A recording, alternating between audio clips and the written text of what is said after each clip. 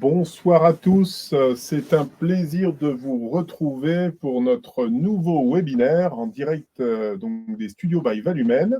Alors webinaire dédié à l'emploi, on a l'honneur de recevoir aujourd'hui Stéphane Autin. Bonsoir. Bonsoir Nicolas, Stéphane. ça va? Oui, très bien, en pleine forme. Super, très belle forme. Il paraît que c'est la reprise. Il semblerait que c'est la reprise, il semblerait, on va en parler je crois, mais j'ai l'impression que la reprise est là, effectivement. La reprise est là. En tout cas, je peux le confirmer, on aura l'occasion d'y revenir puisque Valumène va terminer son premier exercice et on termine le premier exercice sur les chapeaux de roue, que ce soit d'ailleurs sur les activités de management de transition ou d'executive search, mais on aura l'occasion d'y revenir en détail tout au long de ce webinaire. Voilà. Alors, vous êtes déjà nombreux à vous être connectés au travers de la plateforme. Nous allons, comme il se doit, attaquer le sujet. Donc, je vous rappelle, on va rappeler déjà le mode d'emploi, de comment utiliser. Donc, le sujet du jour, après la crise, c'est la reprise de l'emploi. Donc, nous allons revenir sur ce sujet-là. Vous nous connaissez. Moi, je suis donc le dirigeant de Valumène. Vous me connaissez maintenant. On a eu l'occasion. Je vois d'ailleurs, nous avons donc notre ami Thierry Boyer qui est connecté. Merci à toi, Thierry. Brice qui est également connecté, il y a Xavier Gilleron, Valérie, Guillaume, Luc. Bon, voilà, vous vous connectez là petit à petit, vous êtes de plus en plus nombreux.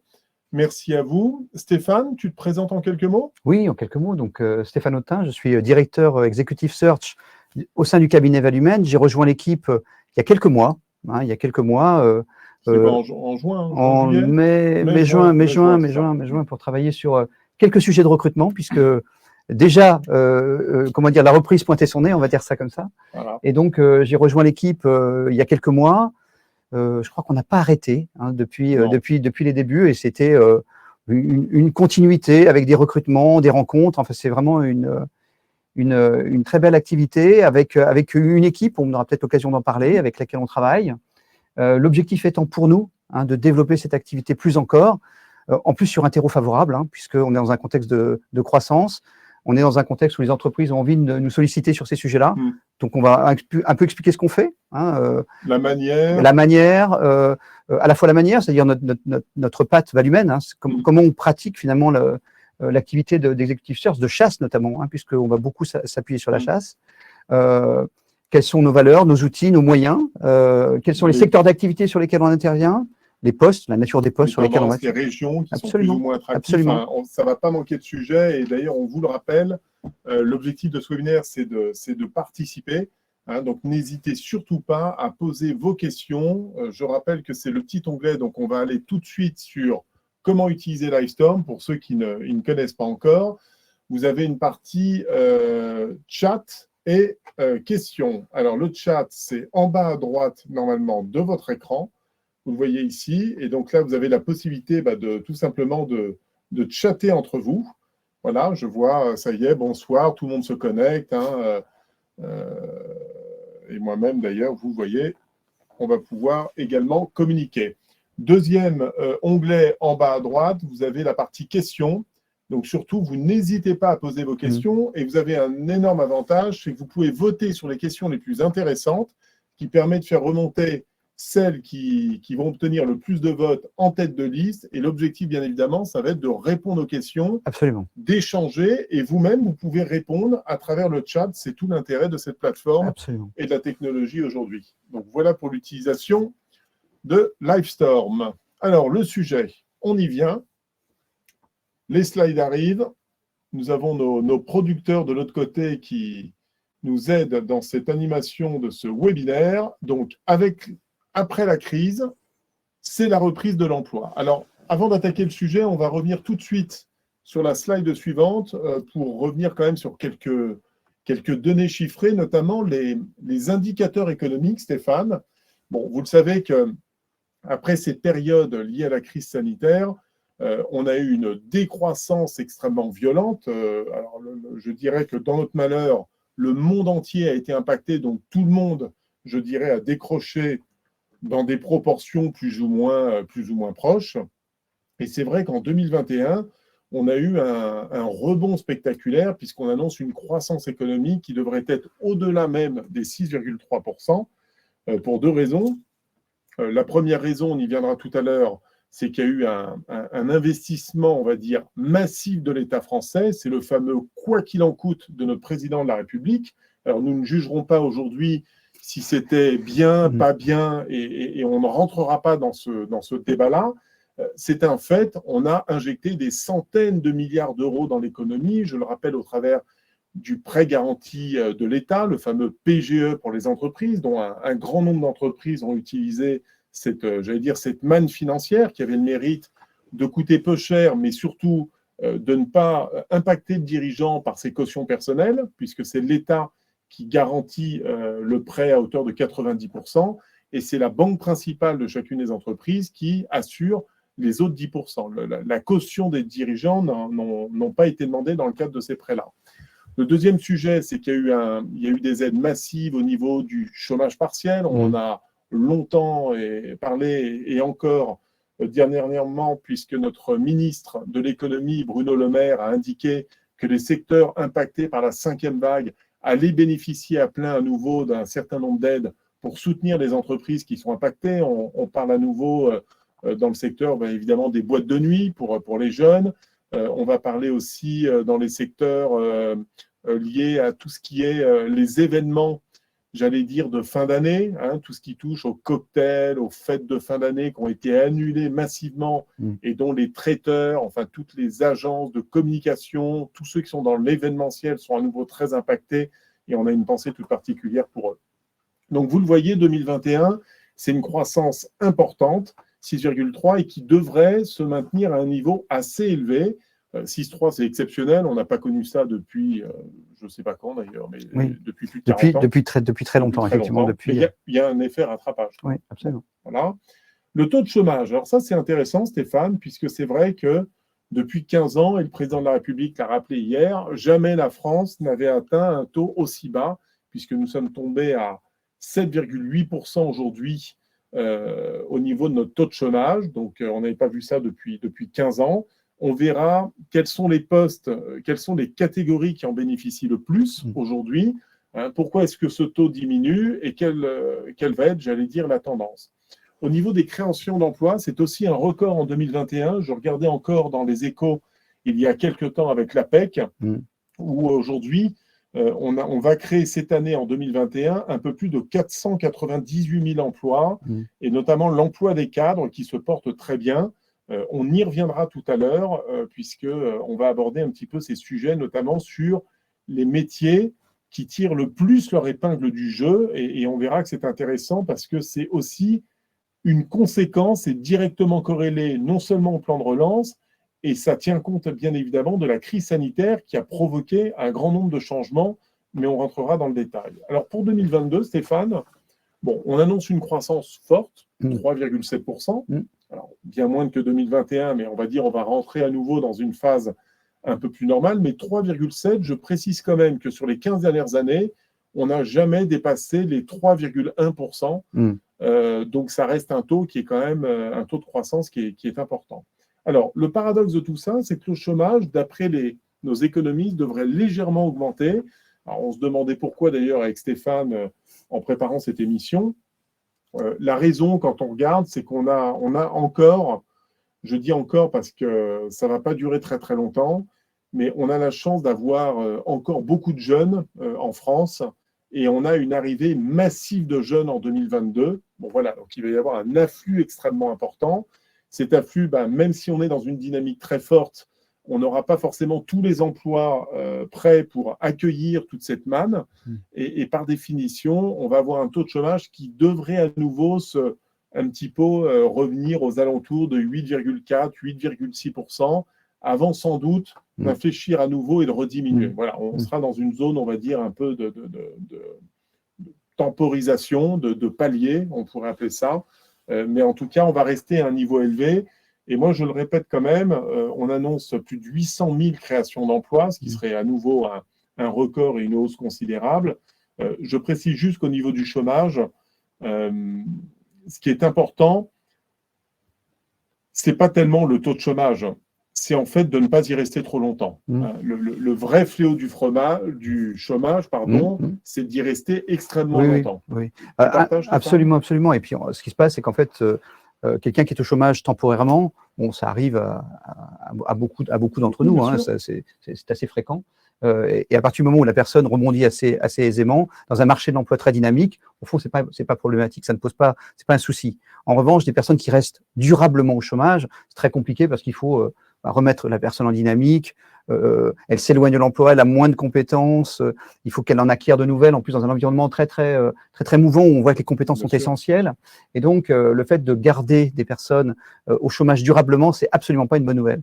Donc là, avec 800 000 créations d'emplois, c'est une hypothèse, hein.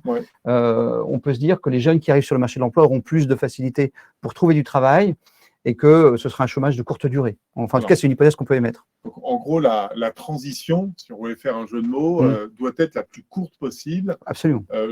Moi, je l'ai toujours dit dans un certain nombre de conférences ou d'animations, le vrai fléau du chômage de longue durée, c'est finalement la désociabilisation de l'individu et c'est la perte de confiance. Absolument. La perte de confiance, quand on perd le rythme de se lever le matin, d'aller au travail, de travailler en équipe, de développer ses compétences et de se former, c'est terrible parce que quand il faut remettre la machine en route, c'est très compliqué et on risque de tomber dans un chômage de très longue durée. Et le chômage de très longue durée, c'est la perte de confiance, ça peut être la dépression par moment, c'est la perte de l'estime de soi, finalement, c'est toute la cellule familiale qui se retrouve impactée et c'est absolument ce que l'on doit éviter. Oui, et par ailleurs, on le voit, et on va en discuter tout à l'heure sur ces transitions qu'on trouve dans les entreprises, c'est que en raison du Covid, en fait, on voit une évolution des modes de fonctionnement dans les organisations. Quelqu'un qui durablement s'éloigne du marché de l'emploi va se retrouver dans un environnement très différent, avec du télétravail, avec l'utilisation d'outils de médias qu'il va falloir manipuler, auxquels on n'a pas trop l'habitude. Donc, rester durablement au chômage dans ce contexte actuel, c'est prendre énormément de retard en matière d'intégration, précisément pour ces raisons-là, en fait. Bien sûr. Voilà. Donc, ceci dit, c'est une très bonne nouvelle que de voir ces créations d'emplois et de voir qu'il y aura des opportunités massives à horizon 2022-2023. Exactement. Alors, les slides suivants, après ces indicateurs, alors les raisons d'être optimiste, puisque c'est le sujet, je rappelle que le sujet, c'est après la crise, c'est la reprise de l'emploi.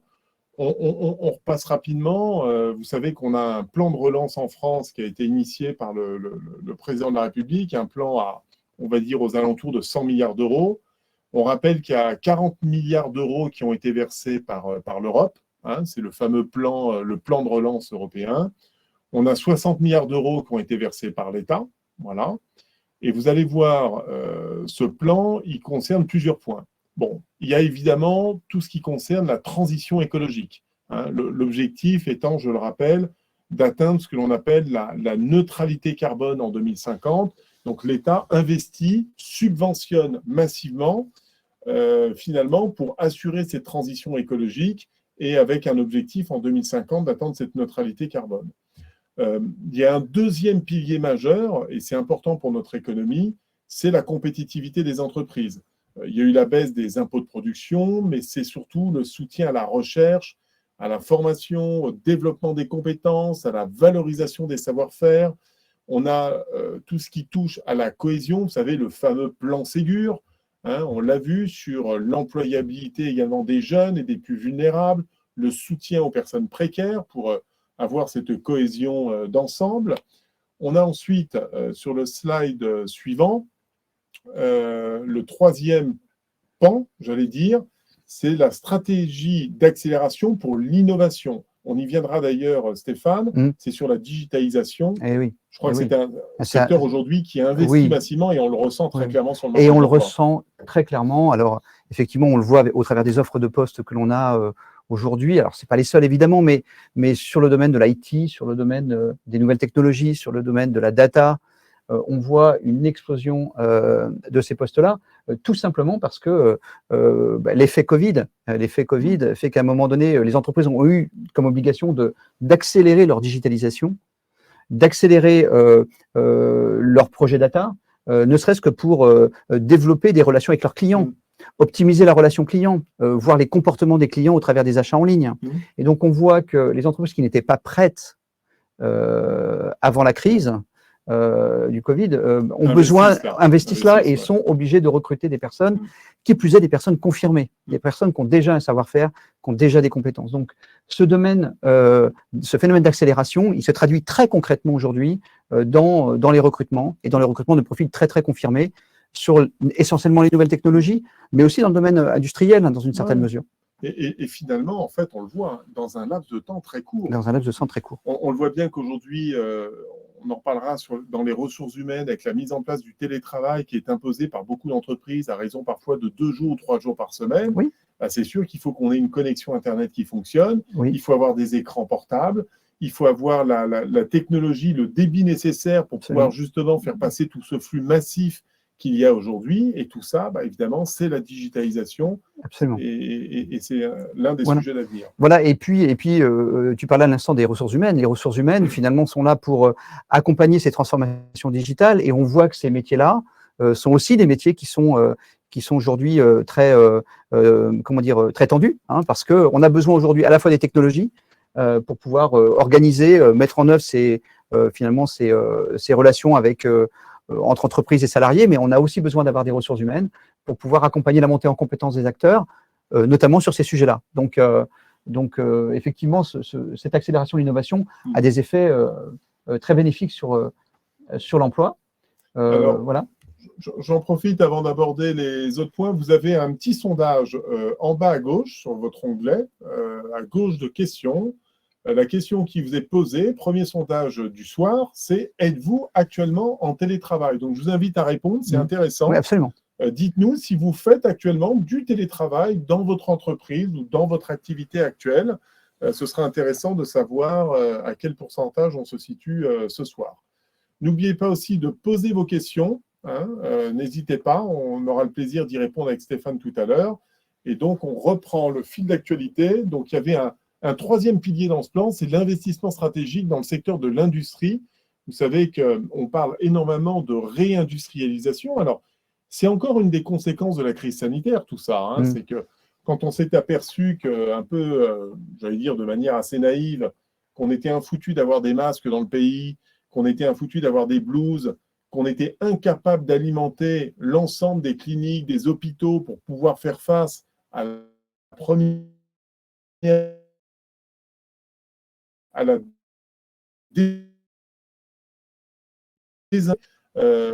une phase de réindustrialisation. On parle aussi des médicaments. On a quand même des laboratoires pharmaceutiques assez exceptionnels. Encore faut-il pouvoir tout simplement être en capacité de pouvoir produire à nouveau en Europe et si possible en France, et d'être capable de les impacter, d'assurer la diffusion pour gagner en réactivité, en agilité, et donc derrière… Et d'être moins dépendant, en fait, de la Chine, notamment, puisque c'était souvent des produits chinois. Voilà, bien sûr. Surtout quand ça part par la mer, et avec les conditions et le temps nécessaire. Et l'impact écologique. Et l'impact écologique en plus de ça. Voilà, donc, là encore, c'est plutôt une bonne nouvelle. Alors, dans l'industrie, on parle de ça, mais c'est vrai que ça va toucher l'automobile. Quand on dit l'automobile, c'est que vous savez qu'aujourd'hui, il y a des primes massives dans la transition écologique pour électrifier le parc automobile, et vous le voyez aujourd'hui chez tous les constructeurs, on y va à marche forcée. C'est le domaine du nucléaire aussi qui va être relancé en France, on en parle suffisamment avec les hausses d'électricité. C'est le domaine de la santé, c'est l'aéronautique. Bon, bref, il y a énormément d'initiatives qui sont lancées, et je crois que nous allons vivre dans les 10-15 prochaines années une vraie révolution industrielle et qui va être extrêmement excitante, impactante dans le bon sens du terme, avec plein de créations de nouveaux métiers. Et en ça, je pense que c'est une bonne chose pour notre économie. Absolument. Le dernier pilier qui est important, c'est le soutien à la transformation numérique des PME et des ETI. Les ETI, je rappelle, ce sont toutes ces entreprises de taille intermédiaire. On en a à peu près 6 000 en France. La volonté, c'est évidemment de monter rapidement aux alentours de 10 000, parce que ce sont des entreprises qui ont cette capacité d'investir à l'international, d'assurer de la croissance, du développement et de la création nette d'emplois. Voilà. Mais c'est également les PME, parce qu'avant de devenir une ETI, il faut que nos PME grandissent, se développent, Oui. j'allais dire se musclent, pour ensuite être en capacité de croître également à l'international ou sur d'autres territoires. Oui, puis le retard dans le numérique, c'est préjudiciable pour la croissance de l'entreprise. Voilà, Donc, il y a vraiment besoin d'accélérer cette numérisation, effectivement, dans ce secteur, sur ce pan-là de l'activité économique. Hein. Donc, absolument. Voilà, exactement. Alors, il y a toute la partie également, tout le plan de décarbonisation de l'industrie. Encore une fois, c'est lié notamment à la COP21, à COP26 dernièrement, hein, de prendre plus soin de notre planète. C'est un sujet qui est sensible, mais pour lequel on a encore des efforts extrêmement importants à faire, tant au niveau des citoyens que des entreprises. Absolument. Ça, c'est un autre sujet, et je pense qu'on organisera en 2022 un webinaire sur ce sujet. Voilà. Alors, nous allons donc passer à la suite.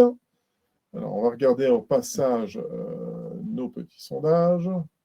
Voilà, tac, tac, on va voter.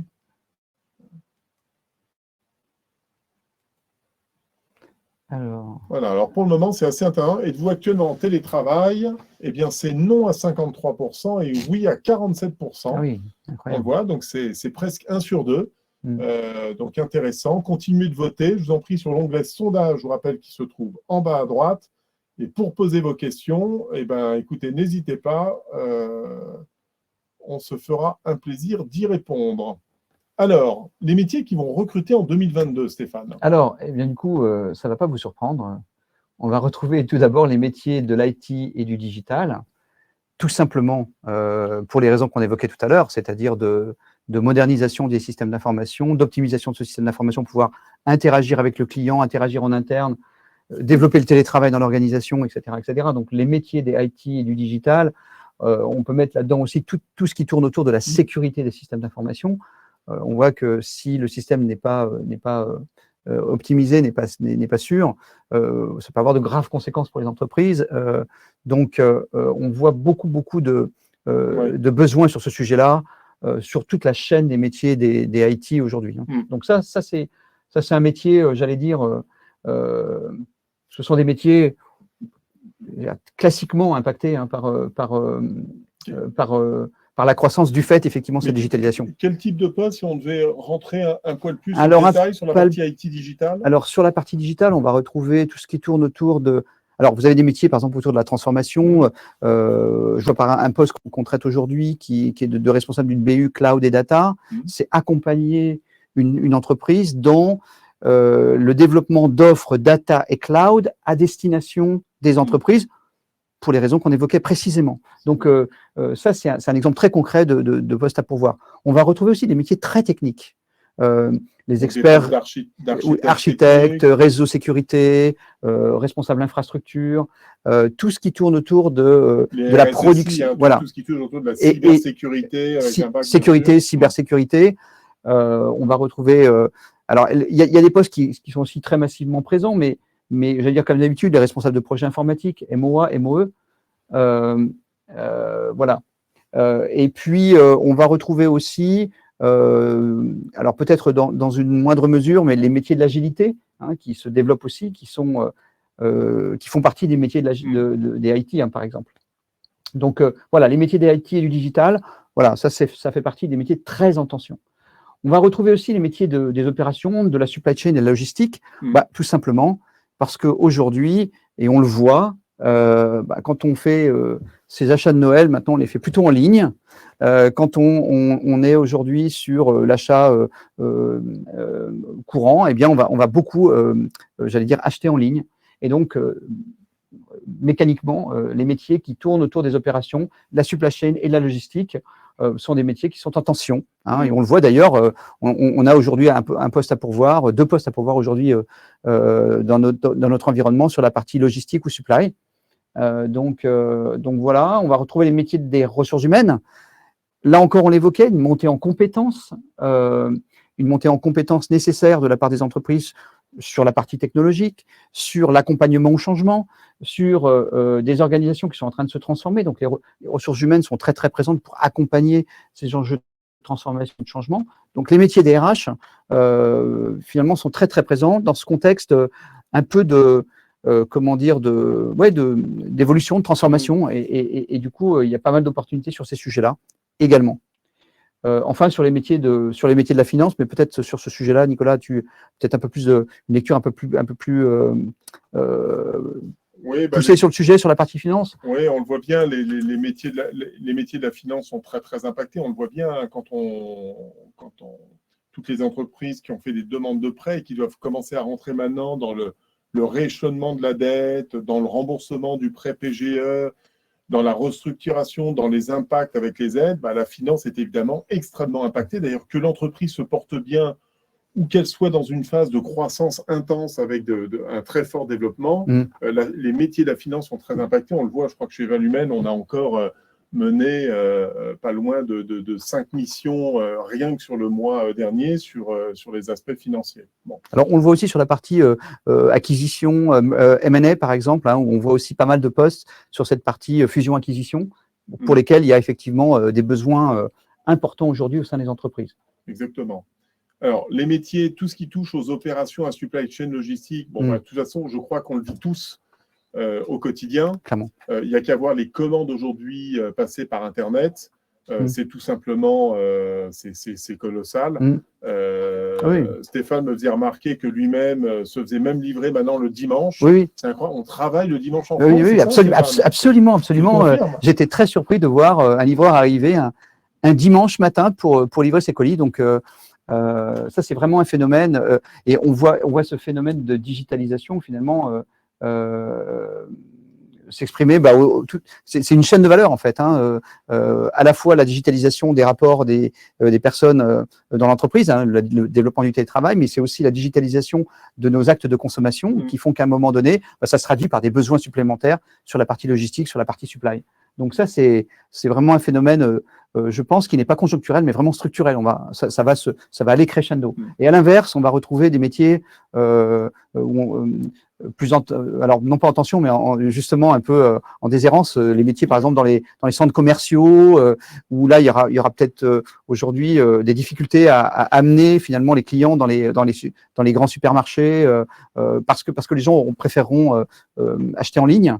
On aura ces métiers-là qui sont peut-être aujourd'hui moins présents en fait sur le marché de l'emploi, parce que les gens préféreront acheter en ligne ou par exemple. Hein. D'accord. Enfin, je ne sais pas ce qu'en pensent nos auditeurs. On va pouvoir poser la question. On va le voir. On va répondre aux premières questions rapidement sur les deux métiers qui se portent très bien aussi. On a tous les métiers liés aux opérations, à la supply chain et à la logistique. C'est ce qu'on vient d'aborder à l'instant. Oui. Et puis, on a les métiers des ressources humaines, qu'on a demandé forte. Pour les raisons qu'on évoquait également. Pour les raisons qu'on a évoquées également tout à l'heure. Alors, on va essayer de répondre aux deux premières questions. La première question qui est posée par Brice, c'est embellie sur l'emploi, concerne-t-elle toutes les régions? Alors, avant que tu nous répondes, peut-être Stéphane dessus, on a vu qu'avec le télétravail, le fait de rester chez soi, certains pendant plusieurs semaines, plusieurs mois, avec les fameux confinements à répétition, on a lu qu'on avait énormément de ventes de maisons, par exemple, dans les grandes villes, et que de plus en plus, on allait acheter en dehors pour avoir un bout de verdure, un bout de jardin. Je pense que certains ont dû souffrir un petit peu de l'isolement et du manque de la nature. Est-ce qu'au niveau de l'emploi aujourd'hui, tu ressens, au travers des missions qui sont confiées au sein de Valumène, justement le fait d'avoir des candidats qui sont plus ouverts à aller justement, je ne sais pas, dans des régions comme peut-être le Pays de la Loire, le Sud, la région Rhône-Alpes? Alors, j'apporterai des nuances sur ce sujet-là. Ce que je peux dire, c'est qu'effectivement, mais on a eu cette discussion tout à l'heure, le télétravail porte une forme d'injustice parce qu'effectivement, si toutes les personnes dans une entreprise obéissent à une logique de télétravail, certaines vont se retrouver dans des logements qui leur permettent de bien vivre dans leur maison, et d'autres qui sont dans des 3 pièces. C'est plus compliqué. Donc le télétravail génère en soi une injustice qui peut-être peut conduire certaines personnes à vouloir quitter la région parisienne, par exemple, et aller ailleurs. Donc on voit ces phénomènes-là, mais j'allais dire ce qui est plutôt intéressant, c'est de voir que beaucoup de personnes, beaucoup de cadres que je rencontre, notamment dans le cadre de la chasse, disent finalement, cette période de confinement m'a amené à repenser, à réfléchir à mon projet professionnel. Et plutôt que se mettre au vert, c'est plutôt de se dire j'ai envie de changer d'activité. C'est-à-dire que, indépendamment finalement de l'embellie qu'on voit sur l'emploi, on voit aussi une très grande mobilité interne. On voit des gens qui ont envie de quitter leur entreprise pour faire autre chose ou pour donner corps à un projet professionnel ou un projet personnel. Et c'est ça que je vois. Aujourd'hui, quand on travaille sur de la chasse, on voit des gens qui nous disent « Écoutez, c'est peut-être pas ce poste-là, mais j'ai envie de bouger. » Et quand on leur pose la question « Mais pourquoi vous avez envie de bouger ?» Je sais pas, je me suis posé des questions pendant que j'étais en confinement et je me dis que c'était peut-être pas la bonne entreprise ou l'entreprise me proposait pas forcément ce que je voulais. Et donc, c'est aussi ça, le contexte actuel, qui fait que le marché est très, très dynamique, au fond. Hein, et que la chasse, aujourd'hui, que l'on opère, elle fonctionne bien. Elle marche bien parce que les gens sont réceptifs. Voilà.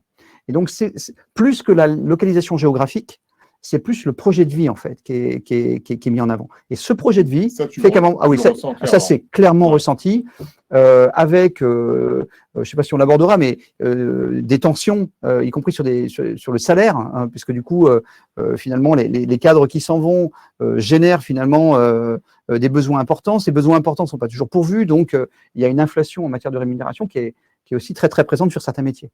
Alors, c'est assez exceptionnel, hein, parce que j'ai la chance, d'ailleurs comme toi Stéphane, on s'est connus dans une ancienne vie, Oui. généralement, quand on a un marché de l'emploi qui se porte bien, on a connu ça dans nos vies respectives, Oui. On a rapidement une tension, c'est-à-dire finalement avec peu de mouvement et finalement beaucoup de difficultés pour recruter. Oui. Là, ce que je constate, c'est qu'on n'a jamais eu un chômage, en tout cas actuellement, aussi bas. Oui. Mais finalement, il y a quand même une mobilité qui est très forte, qui n'a rien à voir, mais qui est liée au contexte de la crise sanitaire que nous avons vécue. Exactement. Et les deux fait qu'on risque d'avoir en 2022, c'est les sentiments, finalement, un marché assez fluide et avec beaucoup de mouvements. C'est exactement la perception que j'ai. C'est-à-dire que tout bouge en même temps. Tout bouge en même temps, c'est-à-dire le développement de l'activité. On n'a jamais connu ça. Non, enfin moi j'ai jamais connu ça. J'ai connu soit les entreprises qui recrutaient peu et des besoins en recherche d'emploi très importantes, donc à taux de chômage élevé, soit l'inverse, c'est-à-dire j'allais dire des besoins très très importants et pas de gens à mettre en face. Là, on a un contexte où il y a beaucoup d'emplois et par ailleurs il y a une mobilité des cadres, notamment des cadres, qui est extrêmement dynamique et du coup ça rend le marché extrêmement fluide et extrêmement intéressant. Bien sûr. Bon, voilà, donc on a donc voilà sur l'embellie, les régions. Alors, si on revient sur vraiment les régions, donc j'imagine l'Île-de-France, parce que c'est le noyau central, j'allais dire, de notre économie, hein, qu'on le veuille ou non. Ensuite, les régions les plus attractives. Alors, l'ouest de la France, la région de Nantes, hein, c'est le Pays de Loire, le Pays de Loire, Val-de-Loire, toute cette partie-là de la France. On va retrouver la région lyonnaise. Alors, on est quand même sur un territoire qui est plus dans l'agroalimentaire, l'industrie. Oui, on va agroalimentaire. Un peu la banque aussi. Un peu la banque, l'assurance. Donc voilà, quelques entreprises effectivement d'agroalimentaire qui pèsent. Les coopératives agricoles, les grands acteurs. Exactement, on va retrouver Fleury-Michon, Euralis, enfin voilà, Lactalis un peu plus haut, alors qui est un peu plus haut, mais c'est en Mayenne, Lactalis. Oui, je crois que c'est ça, oui. C'est ça, la Mayenne. Il faudrait qu'on demande à Michel Lédet qui est dans le coin, mais. Michel, oui. Je sais pas. Donc en tout cas, on va retrouver dans l'Ouest un marché en plus une ville très dynamique, Nantes très dynamique, avec des fleurons, avec aussi des entreprises à taille humaine qui recrutent. On a fait un recrutement il n'y a pas très longtemps dans une structure qui était finalement pas très grande, mais extrêmement dynamique dans le milieu du courtage.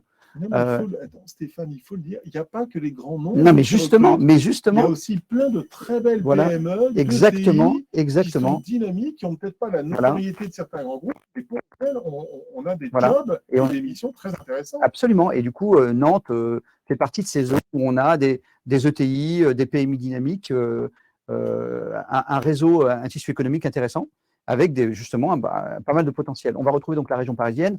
Tu l'as évoqué, mais ça, c'est un peu classique. La région lyonnaise, Bon, là aussi, classiquement, avec alors plutôt le monde pharmaceutique, par exemple, Pharmaceutique, la chimie, la chimie, toute la région Grenoble, Lyon, voilà. toute cette région, cette grande région Auvergne-Rhône-Alpes, Mm. finalement, là, qui est beaucoup plus industrielle. Oui, absolument. Et puis pour le nord de la France, les Hauts-de-France. Et les Hauts-de-France, mine de Ouais, rien, ouais. et là, c'est notamment plutôt la grande distribution, le retail, Oui, c'est ça. qui est quand même très présent. Et c'est vrai que là-dessus, ce sont des régions qui sont, en tout cas, des territoires qui sont extrêmement porteurs. Et donc, D'accord. on voit aujourd'hui, au travers des besoins que nous font remonter les entreprises, des postes, finalement, essentiellement sur ces zones-là pour l'instant. Hein. On a aujourd'hui un peu moins d'activité sur les zones plutôt sud-ouest ou sud-est, mais majoritairement sur ces zones-là, qui sont des zones très, très dynamiques aujourd'hui, hein. Ça, clairement. D'accord. Alors, question numéro 2, on a Elisabeth qui nous pose la question. Stéphane, comment justement se présentent les candidats sur ces sujets de rémunération? Est-ce que vous notez donc les sujets de changement significatif? Alors, on a un peu abordé ce sujet, mais comment ça se… Disons que quand vous êtes sur un marché extrêmement tendu et que les entreprises ont de toute façon besoin de recruter, la rareté crée finalement une augmentation, une inflation des salaires. Et du coup, alors, c'est pas un phénomène nouveau, simplement, c'est un phénomène exponentiel puisqu'il y a de plus en plus de gens qui bougent sur des métiers de plus en plus en tension. Donc, ça veut dire que il y a besoin pour l'entreprise de déployer un certain nombre d'arguments, un package, alors plus que de salaire, hein, c'est une rémunération globale où on va retrouver du salaire, on va retrouver du télétravail, on va retrouver… là, j'ai un candidat qui m'a dit récemment… oui, je suis très attentif à la rémunération, puis je suis aussi attentif au RTT parce que j'ai envie de un peu plus privilégier ma vie perso. Donc, mais qu'est-ce qu'il en pense aujourd'hui? Tu vois un changement là-dessus là? Bon, le salaire est évidemment toujours quelque chose d'important, mais est-ce qu'aujourd'hui tu sens que c'est plutôt l'environnement, la qualité de vie qui prime, ou pour toi c'est à peu près équivalent et ça se… Ce qui se passe, c'est que la perception que j'en ai, c'est vraiment une perception, c'est que en fait, et parce que le télétravail est passé par là, je pense.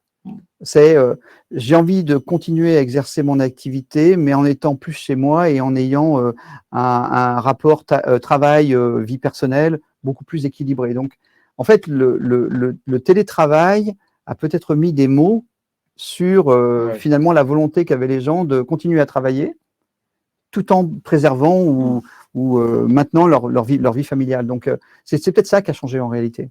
C'est peut-être ça qui a changé. Et donc, dans le package global, aujourd'hui, il y a certes la rémunération, mais il y a aussi le travail à distance. D'accord. Alors, on va reprendre les questions. Donc là, on a vu Elisabeth. On a vu, voilà. Voilà. Alors, si on parle, on va revenir sur la question sur valeur humaine un tout petit peu plus tard, parce qu'on va aller dans la présentation. Mais je vois, alors, on a Bernard. En complément de l'embellie due à la reprise, n'y a-t-il pas un effet complémentaire de cadres seniors qui ont fait jouer leur droit à la retraite avec la période Covid? Eh ben, ça, j'en suis vraiment pas sûr. Ce que je crois au contraire, c'est que, alors c'est peut-être parce que je travaille, on travaille beaucoup avec les managers de transition, mais j'ai le sentiment que les cadres confirmés, en fait, ils tirent leur épingle du jeu. Parce qu'aujourd'hui, parce qu'il y a de la pénurie, je pense qu'aujourd'hui, avoir un cadre confirmé, qui connaît bien son sujet, il n'a pas de problème pour trouver du boulot. Donc, je ne suis pas sûr que l'embellie soit due à des départs en retraite massifs. Je pense au contraire que les gens qui ont une véritable expérience, finalement, restent sur le marché de l'emploi, y compris au-delà de l'âge légal de départ en retraite. Ouais. Alors, il y a un double phénomène par rapport à ça, pour répondre aussi à Bernard. Je ne crois pas au départ à la retraite, c'est pas comme il y a 15 ans, 20 ans, où les entreprises payaient pour faire partir les gens de plus de 55 ans, pour libérer, pour baisser la masse salariale avec des plans de retraite qui étaient entre nous assez scandaleux, parce que sous prétexte qu'on avait 55 ans, on n'était plus bon à rien et donc il fallait sortir de l'entreprise, ce qui évidemment est une erreur. Quand on prend un peu de hauteur et de recul, c'est tout simplement stupide. Clairement. Parce que c'est un acquis, c'est des savoir-faire, c'est l'histoire, c'est même l'ADN de l'entreprise, parfois, qui part sans transmission. Bon. Mais la bonne nouvelle, alors moi j'ai vu deux phénomènes quand même. Alors, quelques cas particuliers, mais j'en ai eu dans mon entourage. J'ai eu le cas d'un cadre dirigeant chez Renault dernièrement de 52 ans qui a connu la crise sanitaire comme tout le monde, qui voyageait aux quatre coins de la planète et qui m'a annoncé il y a exactement 3 mois qu'il plaquait tout. C'était terminé. Il avait parcouru le Brésil, le Japon chez Nissan, puis il était patron de l'Europe. Et aujourd'hui, avec tout ça, il a tout plaqué. Il a demandé à quitter Renault après 25 ans de bons et loyaux services et il vient de s'acheter une ferme dans les Alpes avec 12 chambres d'hôtes. Il est parti avec femme et enfants et il a décidé de tout plaquer. Voilà. Oui. Et mine de rien, il y a eu plusieurs phénomènes comme ça de cet élément-là. Et puis, il y a un deuxième sujet, et je vais rassurer Bernard et tous nos amis, vous avez le management de transition, les amis. C'est-à-dire que nous, les seniors, chez Valumène, on les adore. On les accueille. Alors, sous réserve que vous ayez la motivation et les qualités intrinsèques personnelles, notamment l'intelligence émotionnelle pour faire ce métier. Mais nous, l'expérience, eh bien, on vous ouvre grand les bras. On a plein de missions de transition. Et ce que recherchent prioritairement nos clients, c'est l'expérience, c'est la diversité, c'est la richesse de votre parcours professionnel pour amener de l'impact, pour accélérer les transformations et permettre aux entreprises finalement de se transformer plus rapidement et donc de donner plus de chances à l'entreprise de perdurer et de se développer. Et ça, c'est une bonne nouvelle aussi. C'est vraiment une bonne nouvelle dans les contextes de transformation. On a besoin d'avoir des gens qui ont de l'expérience. Et du coup, le management de transition, c'est un moyen idéal pour pouvoir le faire en s'appuyant sur des ressources qui ont connu différentes situations dans des cadres antérieurs et donc qui sont capables de trouver rapidement des solutions. Donc, l'emploi des seniors, entre guillemets, de ma fenêtre, se porte à un bel avenir, en fait. Ouais. L'emploi ça pourrait être un beau slogan, ça. Ah, oui. L'emploi des seniors a un bel avenir. Non, c'est sérieusement. C'est pas mal. Ouais, c'est bien. On va la noter. On va la noter, celle-là. Alors, je rebondis tout de suite, d'ailleurs, sur cette question de Charles-Édouard, de Coriolis. Bonsoir, Charles-Édouard. La question est la suivante. Dans l'organisation du travail, pensez-vous que nous allons suivre l'exemple des anglo-saxons et remplacer les salariés par des indépendants? Alors moi, là-dessus, je vais vous donner ma réponse. Je pense que oui. Je pense qu'on va y aller très vite. Je regardais un chiffre dans les Échos de ce matin, Stéphane. On devrait approcher cette année les 1 million de créations d'entreprises en 2021. Donc évidemment, quand j'ai vu ce chiffre, je me suis dit, c'est quand même incroyable. Et je suis allé regarder le détail de ce million. On est à 926 000 à fin novembre. Le détail, c'est que 70% de ces créations d'entreprises sont des auto-entrepreneurs, donc des gens qui se créent leur propre emploi, c'est-à-dire qui quittent un emploi salarié pour devenir libres, indépendants, monter leur propre entreprise. Alors évidemment, beaucoup dans des métiers en tant que livreur, tout ce qu'on évoquait tout à l'heure, mais je crois fondamentalement que cette liberté, cette envie finalement d'entreprendre, je reprends d'ailleurs cet exemple il y a 20 ans quand je faisais une conférence à HEC, je m'en souviendrai toujours, quand j'interrogeais les jeunes sur les bancs, ils m'expliquaient que leur rêve, c'était de rentrer chez BNP Paribas, chez Total, dans un cabinet de conseil. J'ai refait cette même conférence il y a exactement 1 an et demi, 2 ans, d'accord, à HEC. C'est 95% des jeunes d'HEC n'en ont plus rien à faire. Leur objectif, c'est créer leur entreprise. Et là-dessus, c'est un élément qui est en train, c'est vrai qu'en 2 petites décennies, il y a un changement complet. On retrouve l'esprit d'entreprendre, l'entrepreneuriat en France. Et pour répondre à la question de Charles-Édouard, je pense, ça n'est que ma conviction personnelle, je pense qu'on va vers la fin progressive du CDI ou du CDI dans sa forme actuelle et qu'on va aller davantage vers des emplois où des individus vont avoir non pas 3-4 employeurs dans leur vie, mais vont avoir 5, 10, 15, 20 missions dans des environnements, dans des cultures d'entreprise, dans des tailles d'entreprise, de tailles, de secteurs différents. Et cette richesse et cette diversité, elle est poussée naturellement parce que finalement, nos entreprises, cette espèce de 3e ou 4e révolution industrielle ou du numérique, je ne sais plus à combien on en est, parce que tout ça est en train de se chevaucher, on le voit bien que c'est en train de générer énormément de nouveaux métiers, qu'il y a plein d'anciens métiers qui sont en train de disparaître et qui vont disparaître dans les 5 ans. On peut parler de certaines professions d'avocats, avec l'intelligence artificielle, les métiers de comptable, on le voit dans les métiers très administratifs qui vont être automatisés, on le voit dans les centres commerciaux avec les caisses automatiques. Voilà, il y a des métiers qui sont en train de disparaître et de l'autre côté, il y a plein de nouveaux métiers qui sont en train de se créer et donc il va falloir que les individus soient plus souples, plus agiles. Mais finalement, vous le verrez, ça ne va pas créer de la précarité, ça va au contraire créer la sécurité de l'emploi parce que ça va permettre à chacun et chacune d'entre nous d'améliorer sans cesse en programme continu finalement ses compétences, donc d'être plus employable sur le marché, de mieux correspondre aux besoins des entreprises, plutôt que de rester 20 ans dans la même entreprise où il y a un moment donné, on se retrouve en rupture, et après derrière, bah, c'est là où ça devient compliqué. Oui. Alors, tu partages je partage complètement. Je ne pense pas que ce soit un modèle anglo-saxon, en fait. Je pense que c'est plus un... Quelque chose de société, non? Oui, quelque chose de plus générationnel. Enfin, tu le sais, aujourd'hui, j'intervenais auprès d'étudiants, managers, au sein du CESI. Le CESI, donc, c'est un établissement qui forme des cadres industriels. Et en fait, quand on leur posait la question, c'est quoi votre projet professionnel? Vous en aviez 1 sur 2, 1 sur 3 qui disaient, moi, à terme, j'aimerais bien créer ma boîte. Boîte de conseil. C'est des gens qui ont entre 20 et 30 ans. Donc, je ne suis pas certain que ce soit un modèle anglo-saxon. Je pense que c'est plutôt générationnel. Je pense que la volonté d'autonomie, la volonté de créer quelque chose, je pense que ce schéma entrepreneurial que tu évoques, eh ben, je pense que c'est ça qui est à l'œuvre aujourd'hui. Je le crois sincèrement. D'ailleurs, certaines entreprises aujourd'hui aimeraient bien pouvoir garder certains indépendants et les indépendants disent, ben non, on aime bien rester indépendants. Nous. Donc, voilà. D'accord. Alors, on voit Charles-Édouard qui nous répond, Lactalis est à Laval en Mayenne. Ah ben voilà, c'est en Mayenne. Bon, voilà, merci.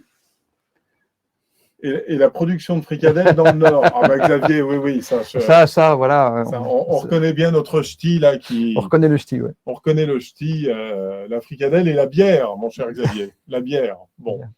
Alors, on va revenir sur quelques slides. Je vois qu'il nous reste 13 minutes sur nos sujets. On va reparler donc maintenant sur Valumen et Executive Search. Alors, comme vous le savez, Valumen, je vais rappeler très rapidement, nous sommes créés en mars 2020. J'ai le plaisir de vous annoncer aujourd'hui que nous sommes exactement 43 chez Valumen. Nous sommes 9 en interne. Nous avons le plaisir d'avoir 34 managers de transition actuellement en mission. Et Valumen, c'est l'association de value et men, parce que notre idée, c'est vraiment de mettre l'humain comme valeur. Voilà.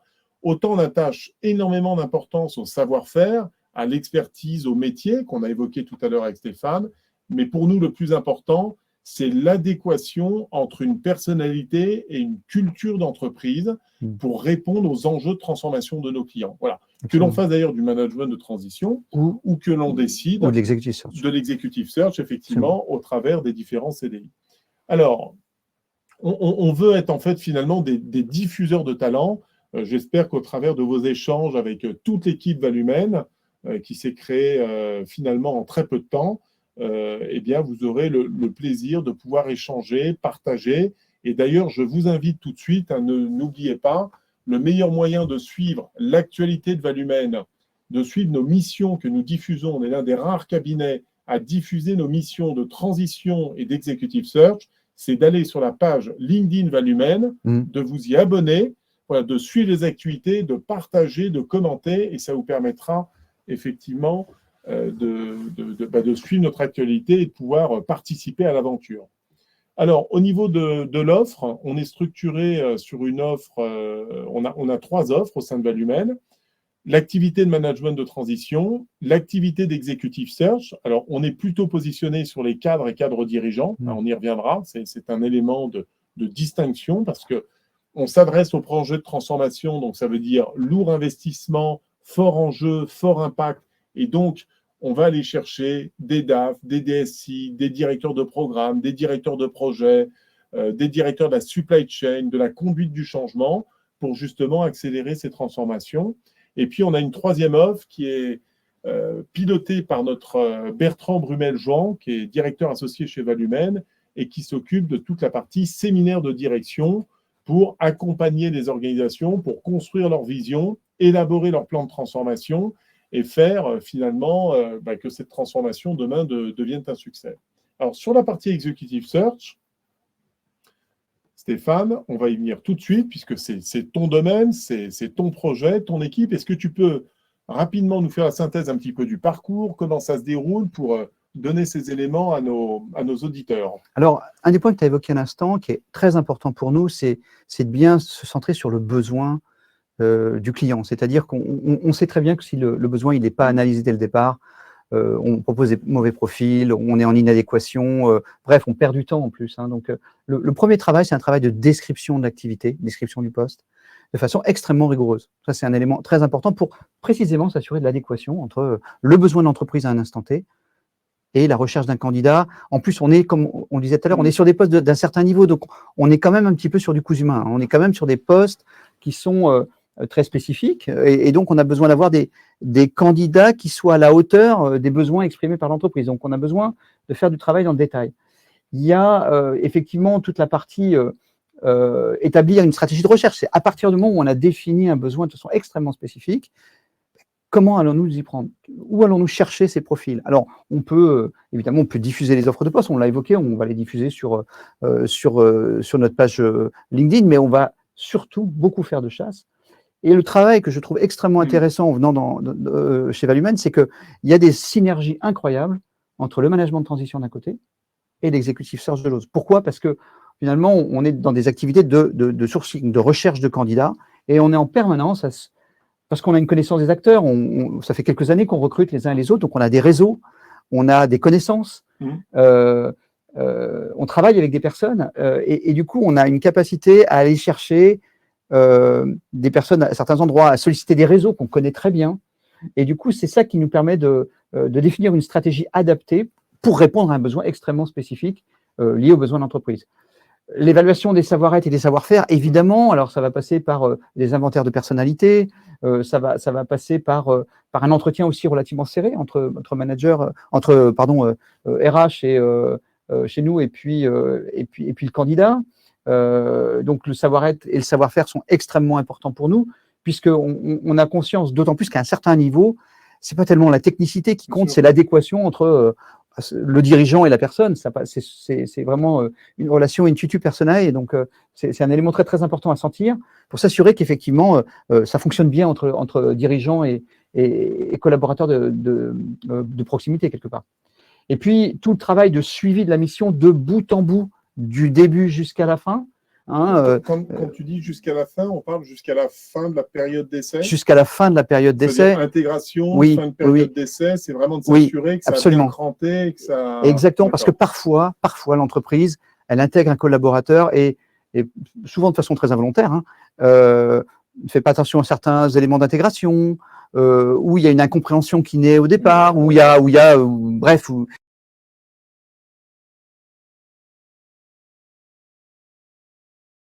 d'une certaine manière, ça peut même faire remonter ces éléments-là pour s'assurer que la mission, elle se passe bien et que finalement, on met tous les atouts de notre côté pour que ce recrutement soit une réussite, en fait. Hein. Aujourd'hui, avec, à l'heure du télétravail, à nouveau, j'allais dire, souhaité et pour ne pas dire imposé par le gouvernement, l'intégration des nouveaux collaborateurs, ça doit être quand même un peu plus compliqué aujourd'hui que ça ne l'a été il y a 2-3 ans, non? Ah oui, c'est certain. J'ai même un exemple, alors, dans un cadre personnel, d'une personne qui a été intégrée en plein télétravail et qui, une fois… Donc avec une visio avec l'équipe en face, et qui, à un moment donné, s'est retrouvée dans l'entreprise, de visu avec ses collaborateurs, et c'est pas du tout passé. Donc, c'est effectivement un point de vigilance supplémentaire, parce que effectivement, c'est quand la personne est dans l'entreprise, qu'elle a des réunions, qu'elle a des rituels dans les entreprises. Finalement, aujourd'hui, avec le télétravail, ces rituels, ils n'existent plus ou moins. Et il y a toute cette vigilance à avoir. Et nous, on est là, en tout cas, pour s'assurer que pendant cette période, j'allais dire, cette période d'essai qui est toujours un peu fragile, eh bien, on est là pour aider, pour faire remonter des besoins s'il y a besoin, je sais pas, peu importe les besoins, mais de faire remonter les besoins, des problématiques rencontrées, et puis aussi de faire un retour à l'entreprise sur, ça se passe bien. D'accord. Voilà. Et donc, le processus à forte valeur ajoutée, là, on voulait un peu schématiser. On a aussi, moi, je suis assez attentif à ça, c'est le fait qu'on mette en place, en fait, un espace dédié, ce qu'on appelle un Trello en bon français, qui est un espace dédié où l'entreprise va avoir la visibilité sur ce que l'on fait au quotidien sur la procédure de recrutement. Parce que parfois, quand vous êtes en chasse, en fait, l'entreprise, elle ne voit pas de profil. Quand vous publiez une offre de poste, bien évidemment, vous pouvez avoir des CV qui apparaissent, mais quand vous êtes en chasse, pas de profil. Ouais. Donc, le fait qu'à un moment donné, on tienne à informer l'entreprise de ce qu'on fait, qu'on n'est pas là à rien faire, mais qu'on est bien en train de chercher, c'est très important. Donc, mettre une forme de transparence pendant tout le processus pour s'assurer qu'il y a une bonne compréhension de ce qu'il fait de part et d'autre. Voilà. Et puis, il y a aussi un rôle qu'on voit moins ici, mais qui est tout aussi présent, c'est fluidifier les relations entre le candidat et l'entreprise tout au long du processus. Parfois, l'entreprise, elle est prise par plein de sujets et elle ne peut pas rencontrer le candidat avant 3 semaines. C'est peut-être à nous de dire hey, ce serait bien de le rencontrer quand même avant parce que le marché est tendu et il risque de partir. Donc, vous voyez, on a aussi ce rôle-là de lion tout au long de la procédure pour s'assurer que ça fonctionne bien. Voilà. En quelques mots sur ce volet valeur ajoutée.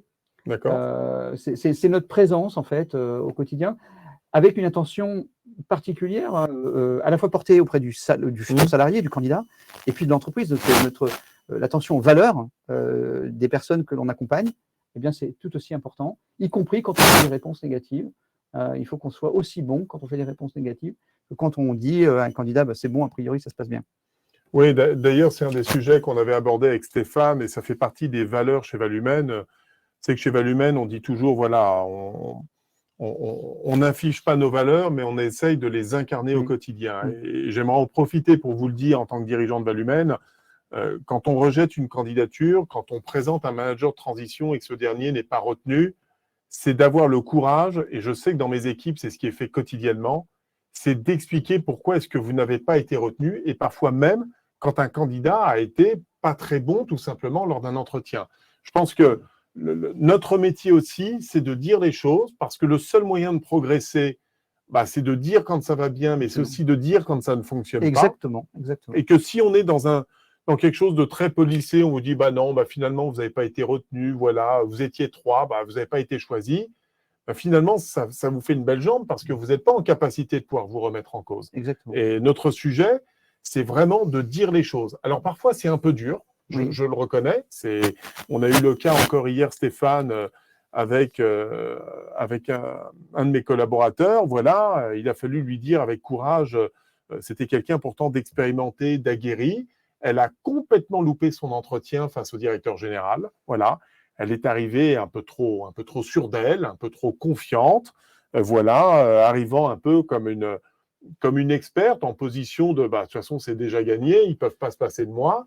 Et finalement, elle est passée complètement à côté de son entretien. Le directeur général, il a dit non. Il a dit, vous allez me présenter quelqu'un d'autre. Et c'est important parce qu'on lui a fait ce retour-là et sa première réaction au début, n'a pas forcément été très positive parce qu'elle l'a un peu mal pris. Je pense que l'ego en a pris un coup, mais on est revenu dessus en lui disant voilà, le plus important, c'est quand même l'image que vous avez reflétée et qui ne correspondait pas à ce que vous souhaitiez donner.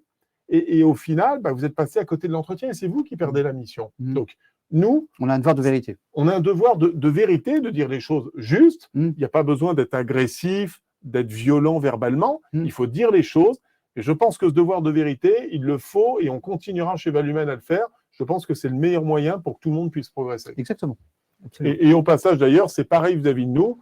Si vous avez des remarques constructives dans nos entretiens, dans le suivi ou des imperfections, je vous encourage vraiment à nous dire les choses, à remonter les éléments pour qu'on puisse se remettre en cause, pour qu'on puisse nous-mêmes progresser et faire que nos relations puissent se construire durablement pour les mois et les années à venir. Oui, parce que c'est au travers finalement des remontées que positives ou négatives qu'on s'améliore. Ouais. Alors, on voulait terminer sur un petit plan au niveau de Valumène, sur les 5 bonnes raisons, on va dire, de collaborer. Alors, ça concerne aussi bien les clients que les managers. Stéphane, rapidement, là, si on devait conclure dessus. Une équipe dédiée avec des consultants experts sur les différentes fonctions de l'organisation. On ne l'a pas assez dit, mais effectivement, on est présent sur l'IT, on est présent sur la supply chain, on est présent sur, sur une variété de métiers, sur les achats, on est présent sur les fonctions RH. Donc, on a un champ d'intervention qui est extrêmement large, à la fois au niveau des fonctions et au niveau des secteurs d'activité. On est très présent au niveau du luxe, on est très présent au niveau de la banque assurance, on est présent dans des environnements très, très diversifiés.